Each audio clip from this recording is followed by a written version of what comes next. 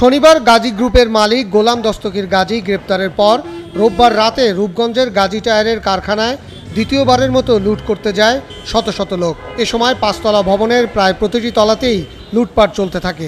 ঠিক একই সময় ভবনটির নিচতলায় আগুন দেয় কিছু লোকজন, আর তা দ্রুততম সময়ের মধ্যে পুরো ভবনে ছড়িয়ে পড়ে।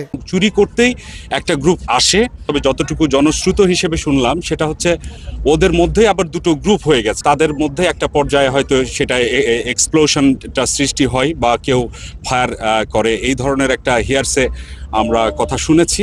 ঢাকা, নারায়ণগঞ্জ সহ বিভিন্ন এলাকা থেকে ফায়ার সার্ভিসের 12টি ইউনিট কারখানায় আটকে পড়াদের উদ্ধারে এগিয়ে আসে।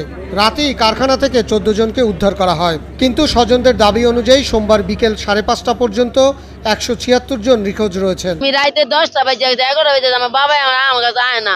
পরে আমি রাইতে আইছি, আয়াতে আমার বাবার পাইনি, ভোরবেলা আইছি, সারা রাত এনে রয়েছে। 9:30 বাজে আইছে, পরে 9:30 বাজে আইছে, পরে রাত 3টে পর্যন্ত দেখি আর খবর নাই। আর 12টার সময় ফোন দিছি, ফোন বন্ধ।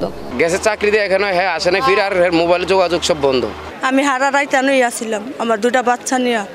আমি সকালবেলা বাচ্চাও আমার বাপের বাসায় দিয়া এবার আমি এনআইসি ঢাকা মেডিকেলে গেছি, পাই না। ফায়ার সার্ভিস অ্যান্ড সিভিল ডিফেন্সের পরিচালক জানান, ভবনটির ভিতরে রাবার জাতীয় দ্রব্য ও সালফিউরিক অ্যাসিড থাকার কারণে আগুন নিয়ন্ত্রণে আনতে সময় লাগছে। তবে এখন পর্যন্ত কোনো লাশ পাওয়া যায়নি। আমরা কোনো লাশের কোনো সন্ধান পাইনি, যেহেতু আমরা ভেতরেই প্রবেশ করতে পারছি না। এটা টায়ার এবং রাবারের আগুন, অনেক দাহ্য পদার্থ এটা, সেহেতু আমাদের নির্বাপন করতে একটু সময় লাগছে।